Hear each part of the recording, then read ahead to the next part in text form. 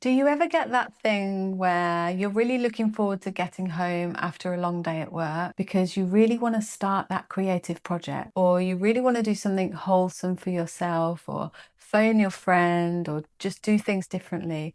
But instead, autopilot kicks in and you flop on the sofa, pull out your phone, grab a big glass of wine, and that's your evening. And that's because you're exhausted from being there for everyone else, caring for others, regulating others, peacekeeping, and not really putting enough time in to regulate yourself. And so the cycle continues. You drink today, you drink tomorrow, and it happens for years. Well, if that's you, then this video might be helpful, because today I'm going to talk about why sensitive people can have complicated relationships with alcohol. And I want to help you to understand your relationship with alcohol so that you can start to do things differently. I'm Hayley.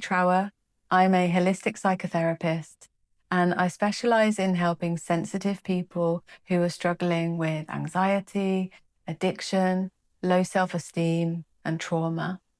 And over the years, I've seen a lot of people who are sensitive struggle with their relationship with alcohol. And that's because if you're sensitive, you tend to have big feelings, and it can be hard to manage those feelings. And so alcohol is a really easy way of just suppressing all the noise and helping you to feel more relaxed. So whether you call yourself sensitive, an empath, a creative, spiritual, or highly sensitive, there is a common thread.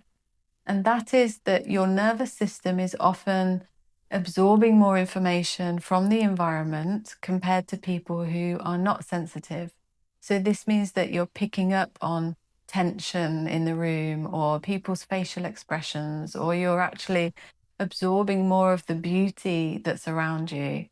So being sensitive can be really amazing, and it can bring you lots of gifts, but it can also mean that you might be more drained, more exhausted, you might need more time to rest. And so alcohol can be an easy way of bringing yourself down. So the reason why alcohol feels like it works temporarily is because it's a nervous system depressant.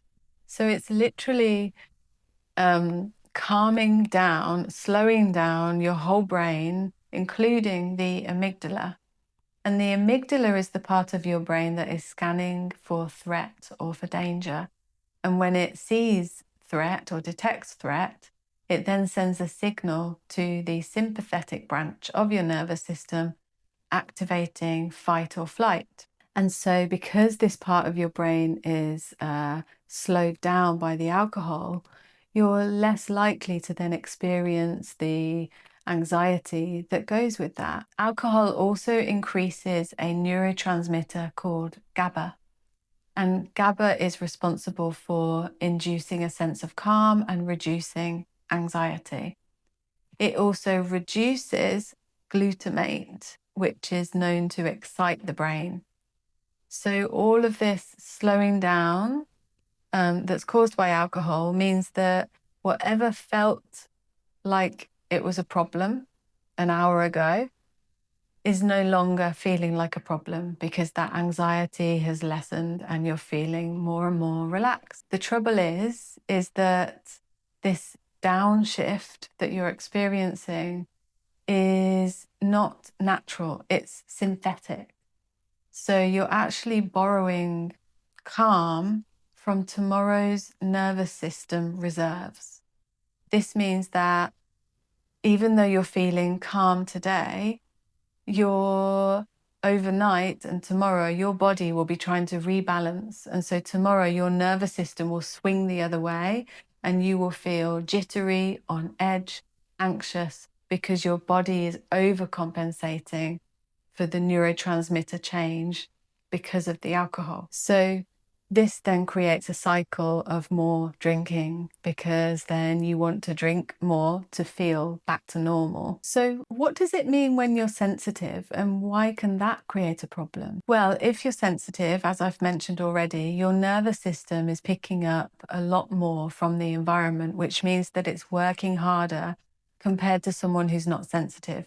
So there is more of a risk of tiredness, exhaustion, cognitive fatigue. And that's because you're reading the room more deeply. You're more drained from perhaps trying to mask your big feelings. You're maybe feeling resentful because you keep saying yes instead of no. But it could also be because sensitive people need to feel fulfilled, or there's more of a need. So if you're not creating space in your life for feeling fulfilled or for creativity or some kind of expression, then it might be that there's a bit of a lack, a sense of lack, and alcohol then is an easy way to fill that hole. So not living in alignment with your needs is actually quite a big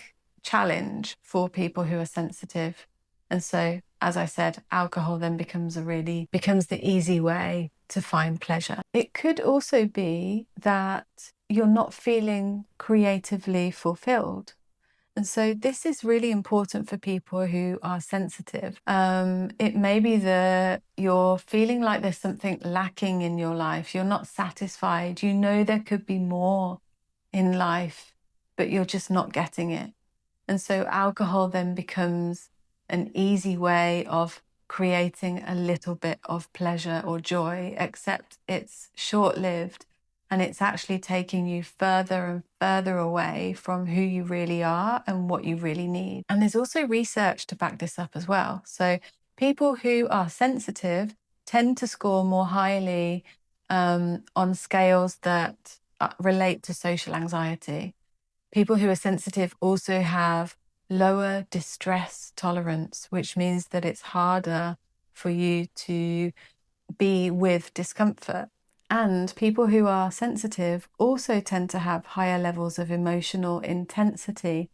So those big feelings are real. But before you try to quit drinking with sheer force, it's important to start to be aware of your motivation and your need when you're drinking. So I invite you to take a pause before you reach for a drink and to just notice what's happening in your body. What sensations do you experience? Do you have any feelings or thoughts? Is there something that your body is telling you that it needs that you're not giving to it? And the more that you can practice that and create that pause, the more likely you are to be able to do things differently. And you can practice that by doing meditation as well. So that's why I've set up my free meditation group. It's called the Breathing Space. And it's for exactly that reason, to help people to create that space in their life that they can then take into their everyday life. So you're more than welcome to join, and the link for the breathing space is below. And if you tried the exercise and you noticed something that is underneath your need for drinking, I'd love to know in the comments what you found. So please like, please subscribe. It really helps me to reach more people like you. And I hope to see you again in another video.